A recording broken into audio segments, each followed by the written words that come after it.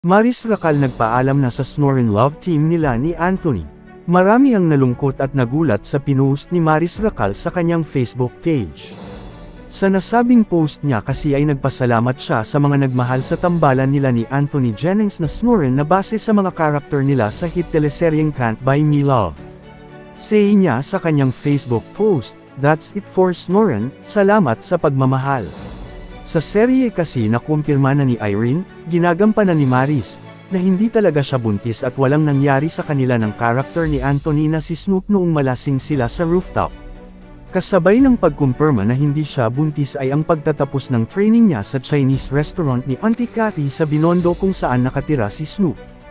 Ilalagay na siya ni Auntie Kathy sa business naman nito sa Bulacan na ang ibig sabihin ay magkakalayo na sila ni Snoop.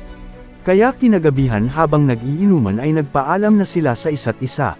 Hindi naman masaya ang mga netizen sa post ni Maris dahil bitin at napakaiksi naman daw ng tambalang Snoren kung iyon na ang last scene ng dalawa. Say nila, "No dude, love you both. Napakagaling yung dalawa, we love you both. Thank you sa pagpapakilig sa amin tuwing gabi. No, invested na kami ng jowa ko sa Snoren. Panindigan nyo kami Maris Racal.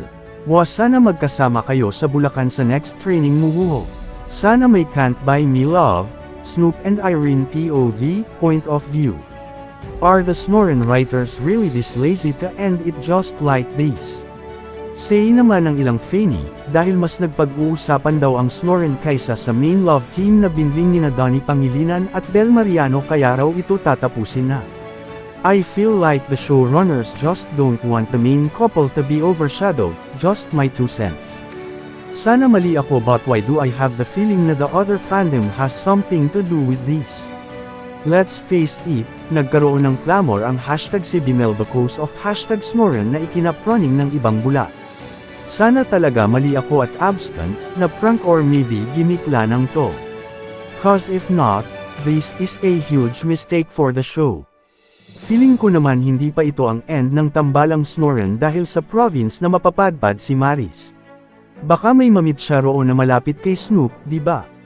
Imbes na tingnan natin na competition ng binbling ang Snoren ay isipin na lang natin na nagbibigay sila ng ibang flavor sa serye at nagko-complement sila sa isa't isa. Mr. Kasag pa here. E-subscribe muna yan for more news updates.